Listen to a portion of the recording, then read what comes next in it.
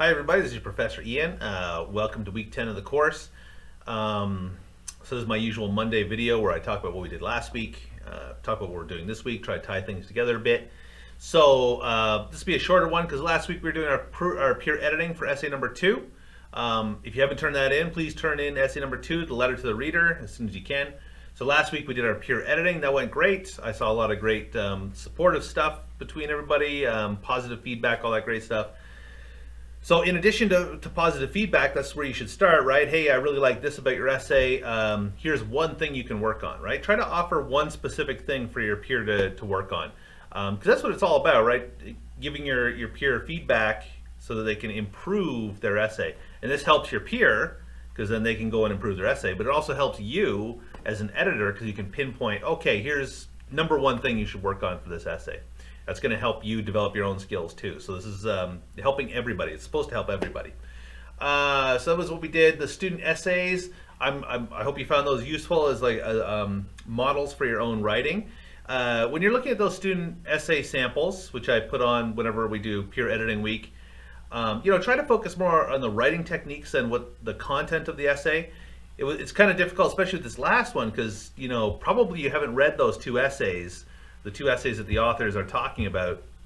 These are essays I used in a previous class, so you're probably not too familiar with the essay. It's good to react to the ideas, that's great, but you also haven't read the essays, so you're kind of flying blind a little bit. So for that, you're going to get more out of it if you focus on the writing techniques. Like, oh, here's a great transition. I like what the author did here. Wow, this author was able to formulate a great thesis, or this thesis could be better by doing this, that kind of stuff for these student samples. That would be more productive, because you're supposed to be getting something out of this for your own writing that week, right? So, just something to think about with the student sample essays. And then finally, last week we did a discussion. You looked at some text on plagiarism, and there was good reflections.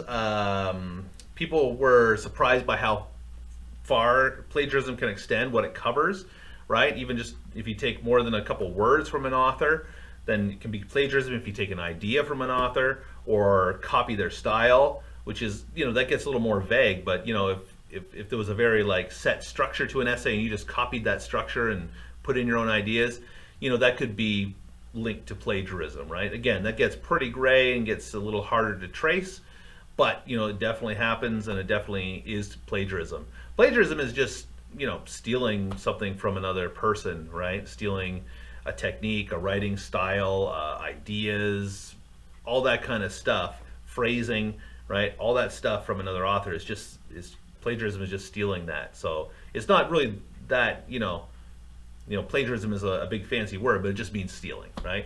eng1a asked, I wonder if they mean copying the structure of the writing, or is it just poorly paraphrasing?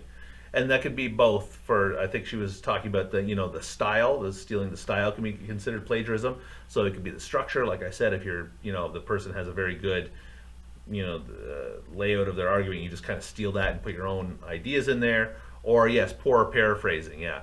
So, don't try to disguise someone else's ideas just by paraphrasing it and making it your own. Instead, cite, right? Just put, little parentheses with the author's last name, page number, have it linked on your works cited page. We're going to be talking about MLA citation, I think next week or the week after, coming up soon.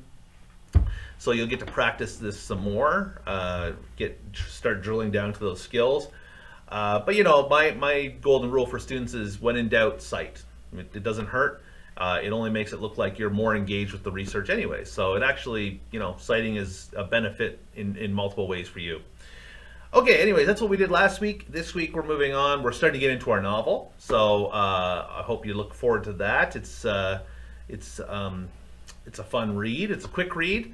I think we're going to go through about 60 pages a week. So if you consider yourself a slow reader, give yourself time.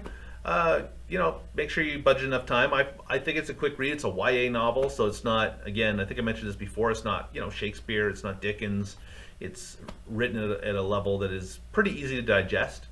So this week we're just going to mostly focus on the first 9 chapters, and the chapters are short, so I know 9 chapters of a book sounds like a lot, but they're pretty quick. We're going to read those first 9 chapters. I put them in perusal, and I split them by 3 chapters for the whole book. I think it's divisible by 3, so it works out perfectly that we'll read 3. We'll use perusal to go through 3 chapter chunks at a time.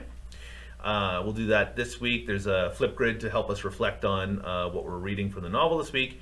And there's also, I want you to do a little exploration of the It Gets Better project and do a bit of discussion. This is just an excellent project Dan Savage put together about finding resources and getting resources to young members of the LGBTQ community. Because there's a lot of challenges that members of the LGBTQ community face, as we've seen in some of the other readings we've done, right? Targeted feelings of isolation, lots of stuff, and so this is a positive way to offer resources to people who need them.